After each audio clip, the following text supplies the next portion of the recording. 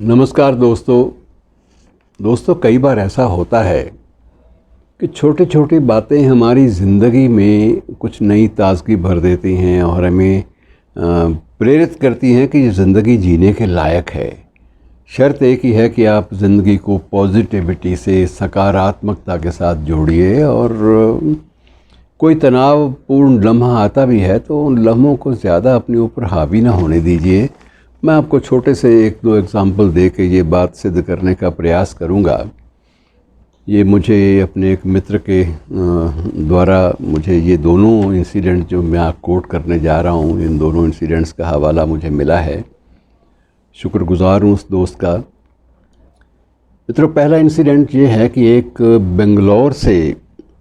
मुंबई से बेंगलोर की ओर ट्रेन जा रही थी और ट्रेन की एक सीट के नीचे एक 13-14 साल की लड़की बिल्कुल छुप गई। जब उसने देखा दूर से टीटी आ रहा है तो छुप गई। अब टीटी ने भी वॉच तो कर लिया टिकट चेक करने, तो उसने बुलाया बच्ची को कि बाहर आओ और तुम अपना टिकट दिखाओ। तो उसने कहा टिकट तो नहीं है। तो कहते टिकट नहीं है तो अगले स्टेशन पे नीचे उतरो, ये नियम है, और तुम्हारे पास तो फ़ाइन भी नहीं होगा, इसलिए फ़ाइन का भी फ़ायदा नहीं है, तुम्हारे लिए सज़ा यही है कि अगला स्टेशन आएगा, नीचे उतर जाओ। तभी मित्रों एक प्रोफेसर वहाँ बैठी थी दूसरी सीट पर। उन्होंने उस लड़की से पूछा कि क्या वाकई तुम्हारे पास टिकट के पैसे भी नहीं है? टिकट भी नहीं है? कहती जी बिल्कुल नहीं है, ना टिकट है ना टिकट के पैसे। तो उनके मन में क्या आया, उन्होंने टिकट चेकर से कहा कि आप इसकी टिकट बना दीजिए, इसका सारा पैसे मैं देती हूँ।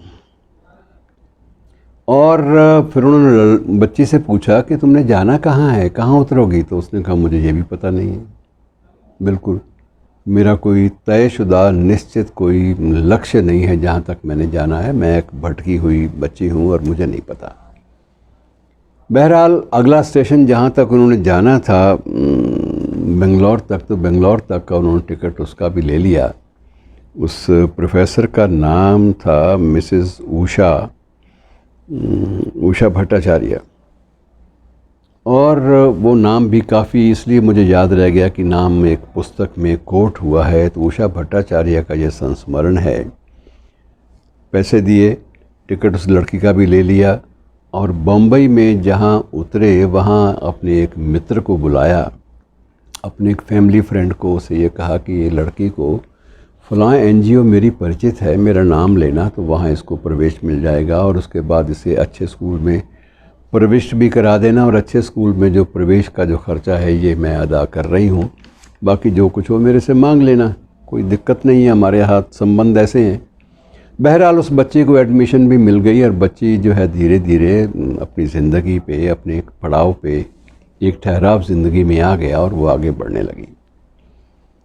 बहुत दिनों बाद मिसेस उषा भट्टाचार्य, प्रोफेसर उषा भट्टाचार्य को अमेरिका में एक कॉलेज में लेक्चर देने के लिए बुलाया गया, और वहाँ लेक्चर देने के बाद वो एक होटल में गई और होटल में जाकर उन्होंने अपना आराम से खाना खुना खाया, और खाना पूरा लेने के बाद कुछ थोड़ा सा खाना पैक भी करवाया, और पैक करवाने के बाद जब वो काउंटर पे गई बिल देने के लिए, तो उन्होंने कहा जी बिल तो आपका पे हो चुका है। तो वो बड़ी परेशान थी कि बिल किसने पे किया? तो उसने कहा जी वो एक कपल खड़ा है पीछे आपके, तो उन्होंने बिल पे किया है। तो वो उन्होंने पहले तो शुक्रिया अदा किया, लेकिन ये पूछा कि आपने ये बिल क्यों पे किया, ये तो बिल काफ़ी था, मैंने तो पैक भी करवाया है। उन्होंने कहा जी बात ये है कि ये जो बिल है, वो जो कपल में जो लड़की थी वो बोली कि ये बिल जो है ये बॉम्बे से बंगलौर तक का जो रेल का किराया है उससे कहीं कम है, उसका कोई मुकाबला नहीं है।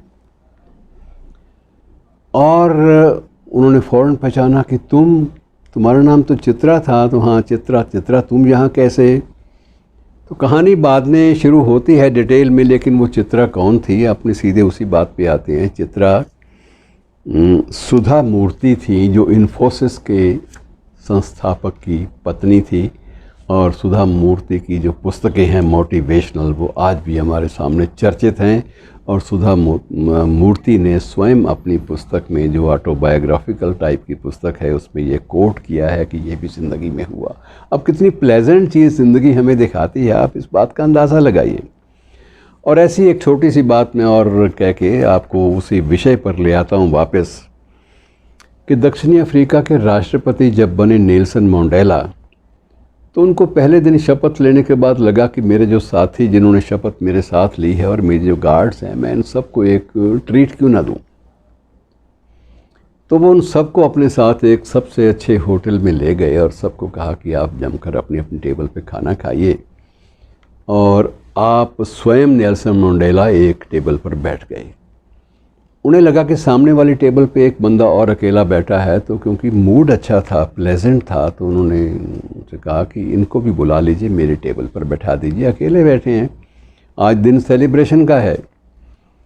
और उस बंदे को नेल्सन मंडेला के साथ बैठा दिया गया, और वो जो मेहमान था उसने पूरा खाना खाया, लेकिन खाना खाते खाते उसके हाथ पूरे कांप रहे थे और हाथ भी कांप रहे थे, और उसके मुंह से जो खा रहा था वो भी चीज़ें बाहर गिर रही थी घबराहट के मारे, माथे पर पसीना भी था। और उन्होंने फिर भी उसको प्रोत्साहन दिया कि आप घबराइए मत, आप खाइए, खाना पूरा खाइए, और आप अच्छी जगह बैठे हैं, और मैंने जब आया, जब आपको देखा, तब आपके हाथ नहीं कांप रहे थे, तो ये कहा कि आपके हाथ कांपने लगे। बहरहाल नर्वस हो जाता है आदमी कई बार, तो आप खाना पूरा लीजिए और उसके बाद जाइए।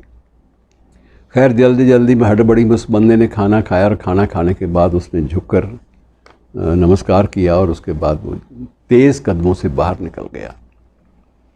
तो अब लोगों ने पूछा कि आपने इतने प्यार से खाना खिलाया और वो आदमी इस तरह हड़बड़ी में ठीक ठाक बैठा था पहले और हड़बड़ी में खाना खा के चला गया, तो ये सारा किस्सा है, ये हमें समझ में नहीं आ रहा।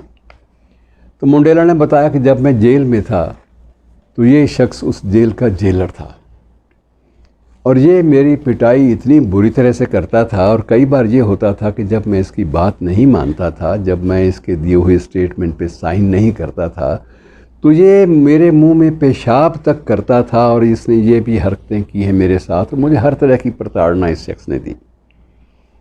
और आज ये घबरा रहा था कि जब एक राष्ट्रपति के साथ, उसी राष्ट्रपति के साथ ये खाना खा रहा है एक मेज़ के ऊपर, डिनर टेबल के ऊपर, तो ये नर्वस हो गया और इसे लगा कि मैं इसको अब कड़ी सज़ा दूंगा, जबकि मैंने इसको प्रोत्साहन भी दिया। और इसकी क्योंकि मैं समझता हूँ कि अगर बदले की भावना से आप कुछ भी करते हैं तो वो सिवाय अशांति के और सिवाय दुखों के आपकी ज़िंदगी में किसी भी चीज़ का इजाफ़ा नहीं करेगी।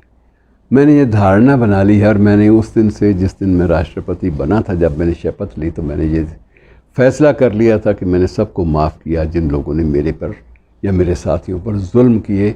तो आज मैंने इसको भी माफ़ कर दिया, और मेरे मन में कोई गिलानी नहीं है, और मेरा ख्याल है कि ये भी अब जो बाहर गया है ये आदमी बिल्कुल बदला हुआ होगा इंसान, इसको भी चीज़ें समझ में आएंगी, और मैं इसलिए सुखी और शांत हूँ कि मैंने बदला नहीं लिया। शुक्रिया दोस्तों, आज इतना ही।